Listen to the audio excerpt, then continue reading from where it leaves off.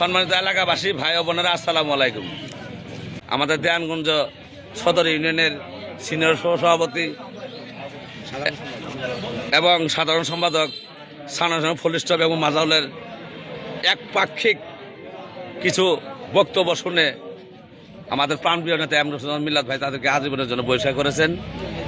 আমরা এলাকাবাসী সকলে, মহিলা এবং পুরুষ, ছোট বড় সবাই মিলিয়ে আমরা তাদেরকে যেন পুনরায় যদি তারা অন্যায় করে থাকে তাহলে হয়তো আমাদের এমপি সাহেব, তিনি দেয়ানগঞ্জের অভিভাবক, তিনি দেয়ানগঞ্জ বক্সিগঞ্জের অভিভাবক, তিনি যেন যদি তারা অন্যায় করে থাকে তাহলে তাদেরকে শাস্তির আওতায় নিয়ে আসবেন এবং আমাদের দলের ছেলে দলকে ফিরিয়ে নেবেন, এই আশা বাণী তার কাছে আমরা প্রার্থনা করছি।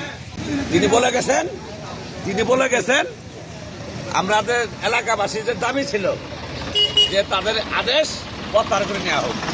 এই দাবির পরিপ্রেক্ষিতে তারা হয়তো স্লোগান দেন নাই, বর্তমান আচরণবিধি লঙ্ঘন হবে বিদায় স্লোগান দেন নাই।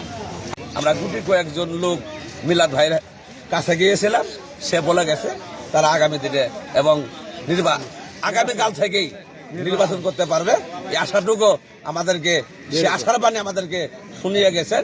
আমরা সবাই খুশি।